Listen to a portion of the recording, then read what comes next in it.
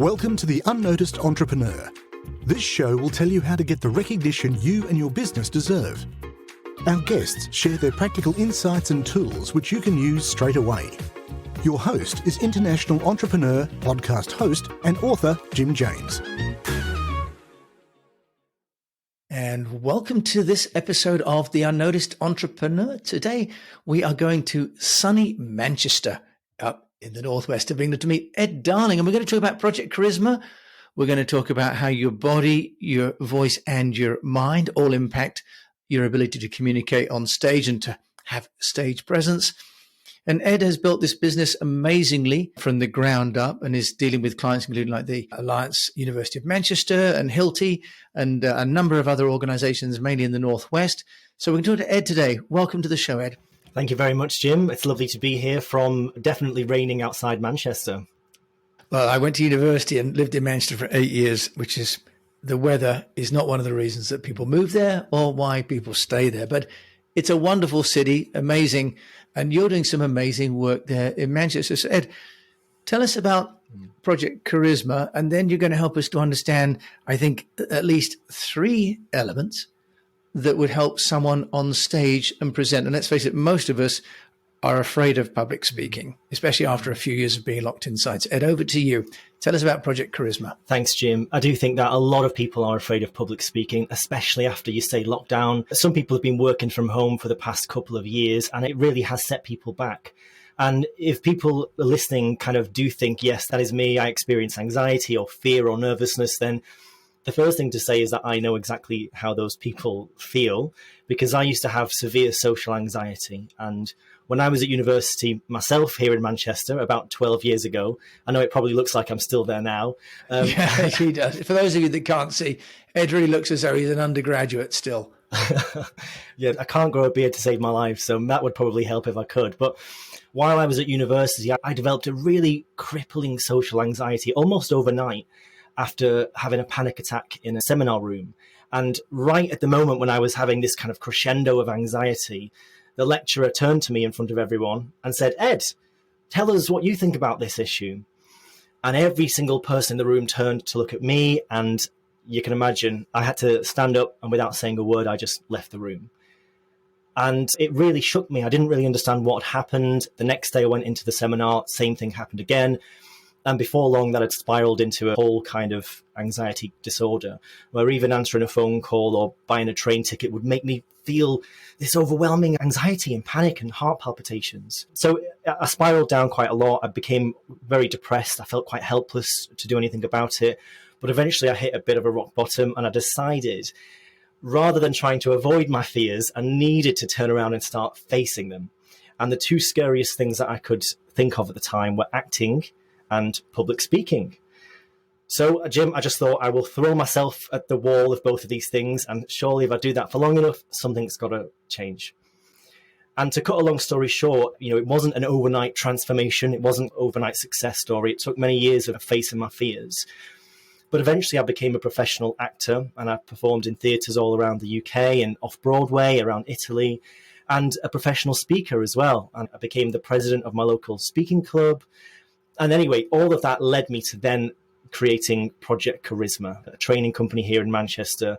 And our main ethos is about helping professionals to overcome these fears that so many of us have in order to communicate with more credibility, more confidence, and of course, a little bit of charisma, if possible. Ed, I love that story. And, I don't want to interrupt you because you've got so much value to share.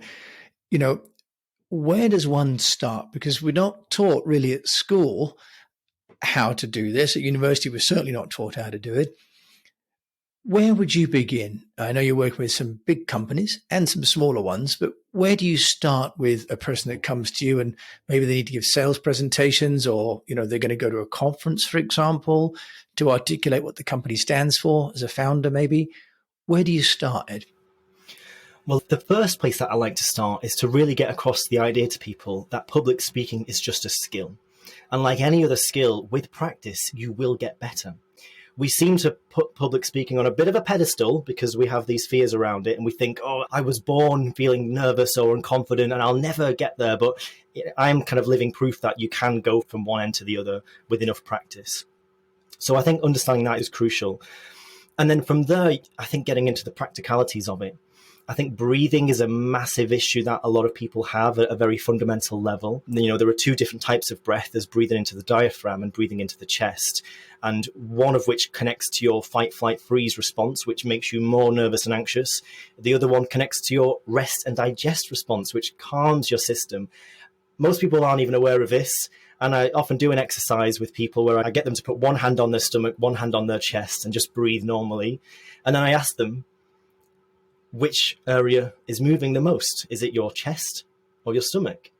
And for a lot of people, I see their chest kind of, going in and out massively. And that shouldn't be happening if you're at rest. It should be that your stomach is breathing the most. So a lot of these basic things, I think, kind of tie into why so many people have a problem with public speaking. But from there, the main three areas that I like to focus on with people is the body, the voice, and the mind. Body, voice, and mind. Once we've started to work on the breathing, Ed, take us through the body, the voice, and the mind. And for those people listening, these, I'm sure, Ed, are going to be thoughts and tips that we can use at home, right? At least to start. So take us through those three items. So with the body, it's interesting because I think everyone knows what positive body language is, right? No one needs to be told you need to stand up straight and put your shoulders back and not slouch and use your hands. We all instinctively know this. The trouble is, as soon as you put someone in front of an audience, it all goes out the window.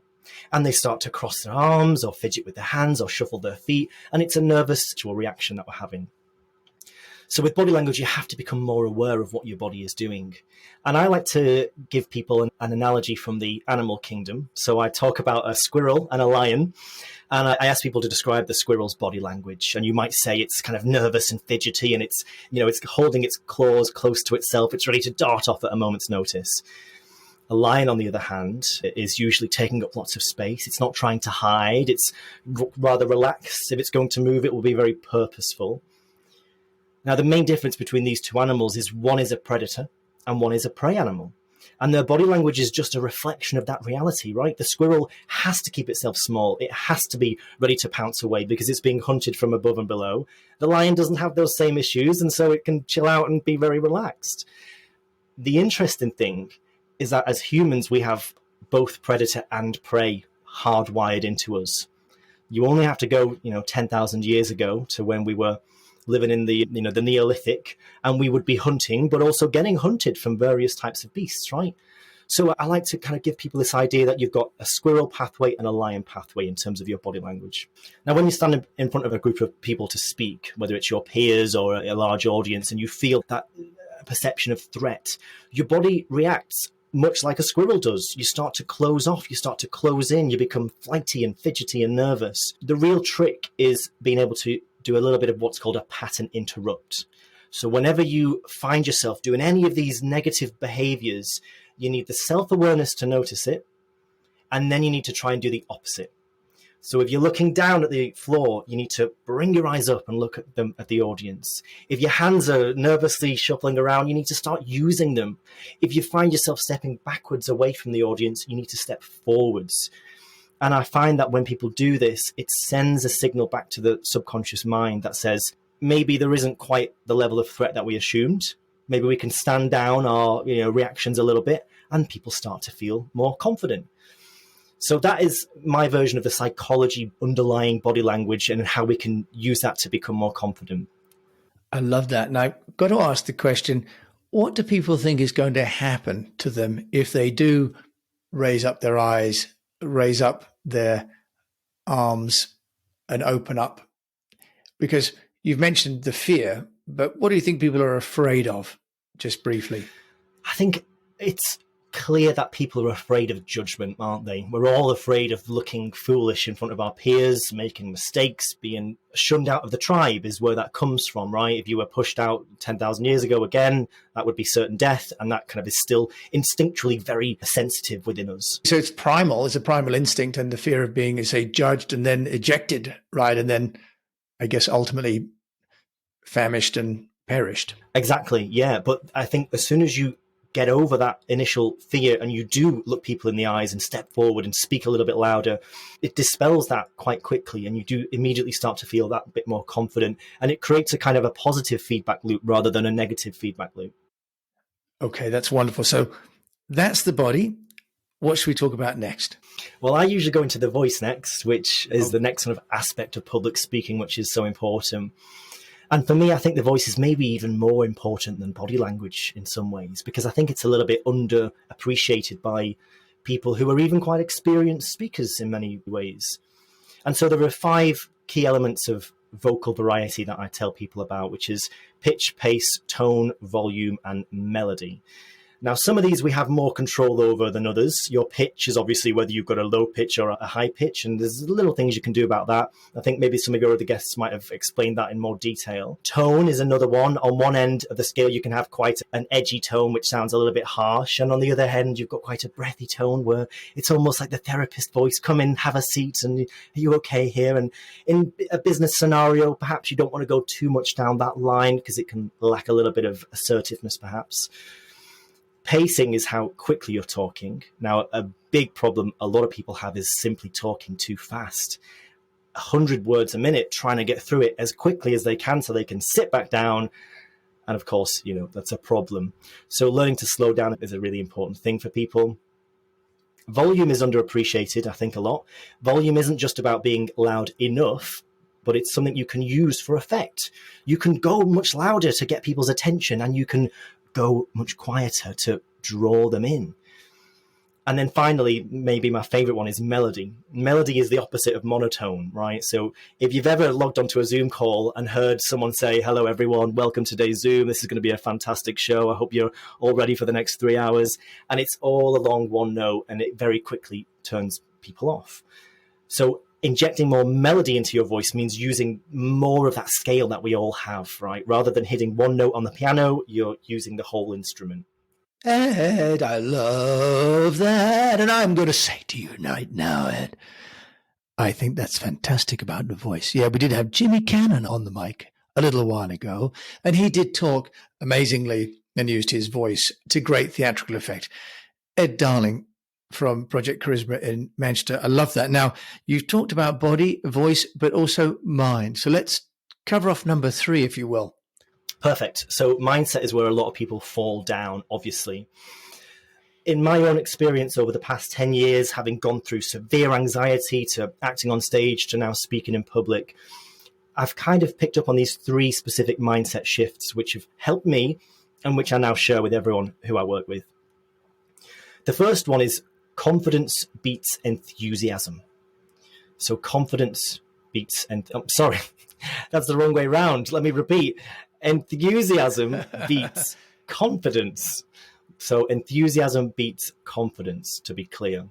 Now, the thought behind that is that a lot of people put confidence on a pedestal as well, right? We think confidence is the be all and end all. I must feel confident, sound confident, appear confident. Otherwise, everyone will judge me and they'll think I'm terrible. And that makes us put so much pressure on ourselves to be perfect, right? That we need to come across a certain way.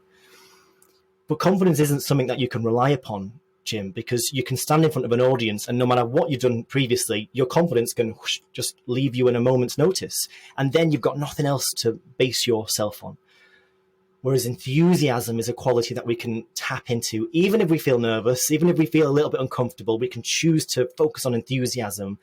And I believe that any audience will forgive you for looking a little bit nervous if they can feel your enthusiasm. And I love that. And I think you're right that, confidence can come and go in a moment, but enthusiasm is almost a physicality, isn't it? It comes across in your body language and people get enthused about a topic. That's fantastic. Now, before we were talking, you mentioned about you've got the mind, the voice, and the body. You've managed to build this business fantastically by, overcoming some of your anxieties, for which, I applaud you. Ed, as an entrepreneur, on this show, I like to hear how people have managed to get noticed. How have you managed to get Project Charisma, if you like, out of the student dorms and into the main streets of Manchester? Into the main streets of Manchester. Yeah, what an amazing place to be. Yeah. Well, to be honest with you, Jim, I originally had the idea for this business quite a few years ago with 2 good friends of mine. And we were really passionate, but we struggled to get anywhere for the first 5 years. We were putting on free events and we were doing very low paid things and we were just struggling continually. And a couple of years ago, they both took a step back from the business and just decided this isn't going to be able to work. And I had the choice of whether to carry on or to leave it there as well. And I chose to carry on and give it one more shot. And since then, it started to finally pick up and go places. And so I think the one lesson I could learn from that to share with people is that sometimes you have to have one direction and one person setting the intention to begin with, at least, rather than too many people pulling in too many different directions. Now, in terms of what has actually helped get it off the ground, honestly, it sounds maybe a little bit boring and mundane, but getting a really decent website, I think, has been key for my business. Building up the SEO, making sure that your branding is on point, making sure that it's tailored to the right niche that you want to target. And I've settled in on professionals. That's my niche now. For a while, we kind of maybe didn't know who that was. And then, you're talking to different markets. So I think that's been one of the most important things for my business so far. Okay. And you say website, I've got it open for those people that are watching the video, be able to see it. And for those people that are listening, it's projectcharisma.com. Tell us, did you build this yourselves or did you outsource it? Because it's very nicely done. And you've also got some testimonials on there, which of course is a key part of any sort of social proof package. You've got lots of lovely pictures. So just tell us about how you went about that and how much money you spent on it. To be completely honest with you, Jim, it's all my own work on WordPress and Elementor. I learned how to, do all of that myself. I've done all the design myself, the color branding. I didn't really have much money when we were first starting the business, so it was very much kind of bootstrapping it, do whatever you can yourself. And, that might not be for everyone. I'm sure I could almost certainly go and pick up a web developer who could do a much better job than I did. But I think if you can do good enough to begin with, then, that can be sometimes the best option. Ed, I think it's fantastic. And tell me, you're using Daniel Priestley's score app, I can see here, Charisma Scorecard. Is that working for you as a tool set?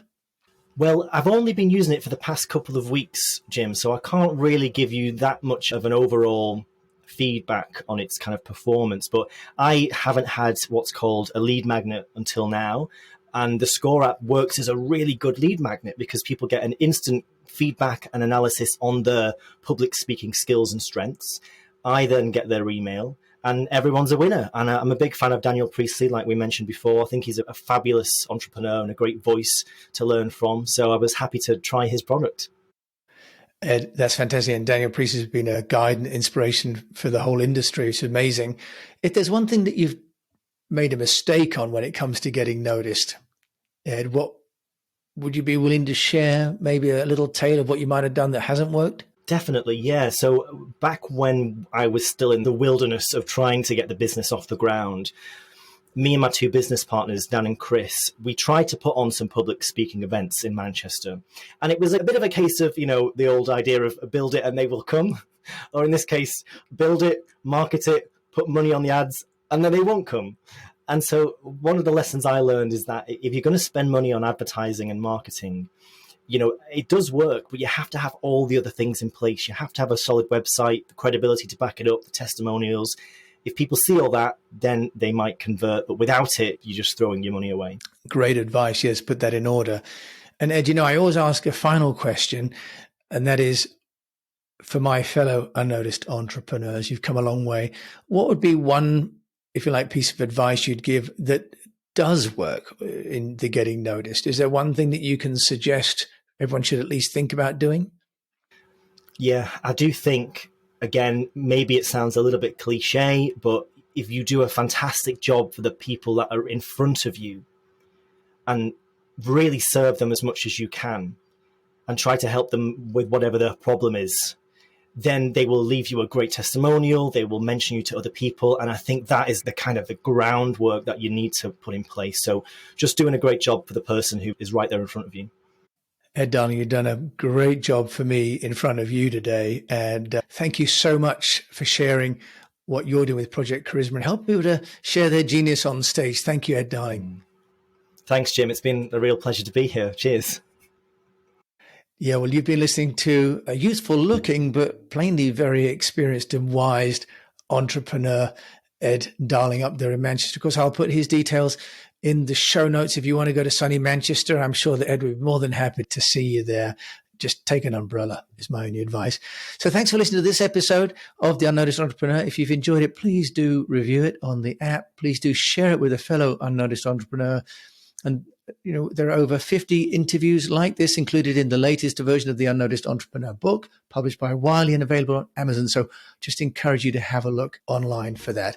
And until we meet again, I just encourage you to keep on communicating. Thanks for listening.